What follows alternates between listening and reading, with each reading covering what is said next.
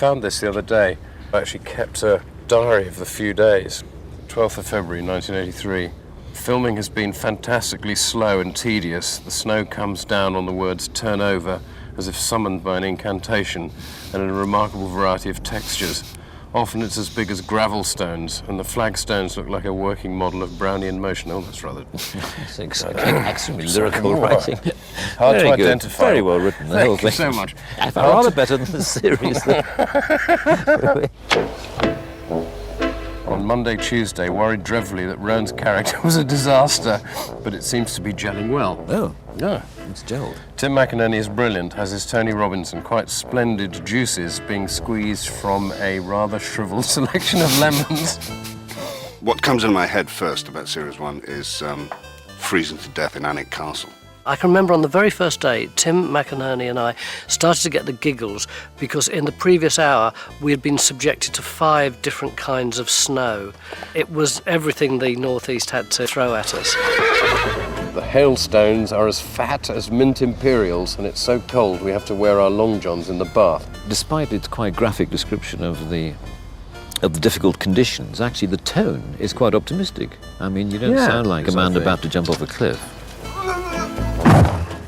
What used to be strong about British comedy was that people went from writing sketches to writing sitcom, and their sketch craft was carried through. Now let's get down to business, shall we?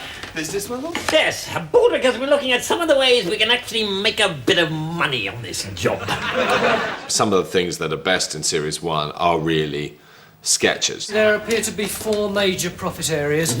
Curses, pardons, relics, and selling the sexual favours of nuns. Selling the sexual favours of nuns? Yeah. You mean some people actually pay for them? Well, foreign businessmen, other nuns. We weren't an ensemble at that time, and in a way, for me, I think, that scene was the first time that it really gelled. Moving on to relics, we've got shrouds from Turin,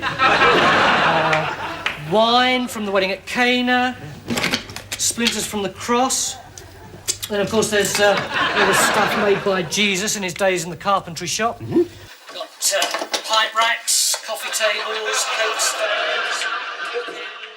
Waterproof sandals, that's what I remember.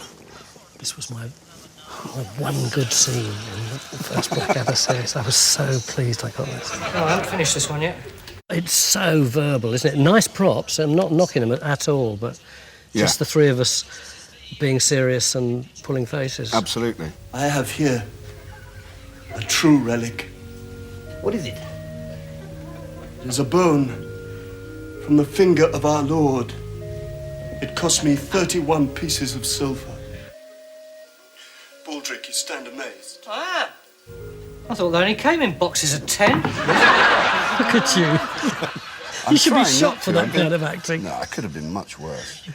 I remember Blackadder being lots of fun. In the end, you were about as much use to me as a hole in the head. An affliction with which you must be familiar, never actually having had a brain. Hello. The Spanish Infanta didn't know she was ugly.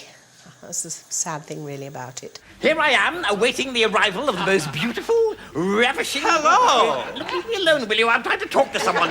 While you're wittering away like a pox-ridden moorhen. She loved Blackadder, and she was electrified sexually by him.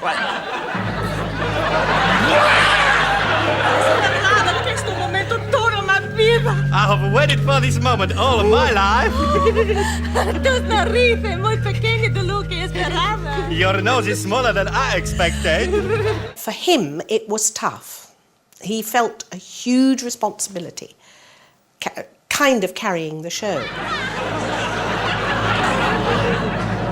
It's extraordinary, the physical difference with Rowan between the first and the second series. Yeah.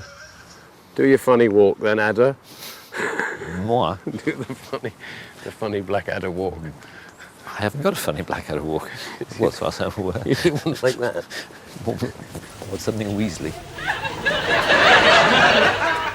What seems odd now is that Tony was the streetwise smart guy and Rowan was an idiot.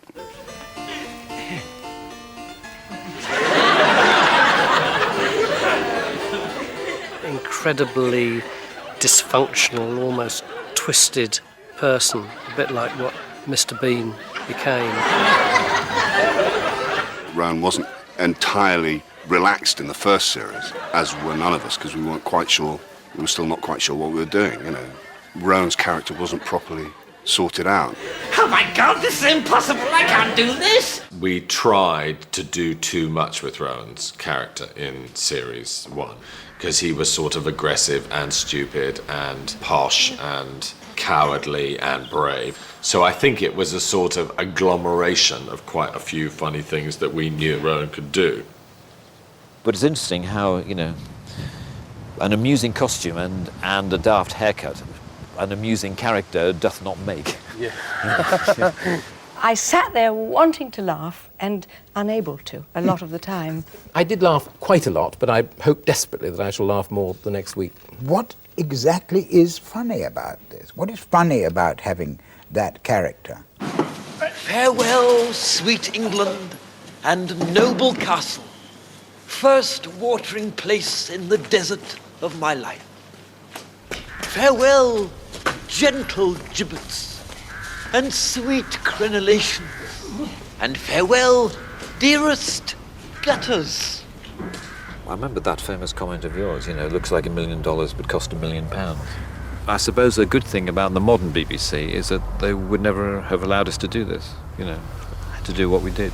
I mean, you know, they would never, you know, just let a few young, you know, creative people come up to Anik and well, no, they wouldn't, shoot. but then, on the other hand, we were very proud of it at the time we did it. The basic fault is the script, finally. Yes. Because Rowan Atkinson and this chap who he writes with have written an awful lot, and it seems to me that 6 very episodes well. are too much for them. There are an awful lot of half-employed scriptwriters around who could have been brought into good effect. There was, in fact, a slightly more than half-employed scriptwriter knocking about. Ben Elton was behind the cult series of The Young Ones and was brought in to hone the writing of the second series. Is the sitcom written or is it commissioned? I mean, not the sitcom, the drama, the comedy. Well, that sounds like a good idea, I'm by the working way. on a pilot. I'm working on a pilot episode. I've now had a screening cancelled and the end is hard to get right and I don't know how to get the special effects right.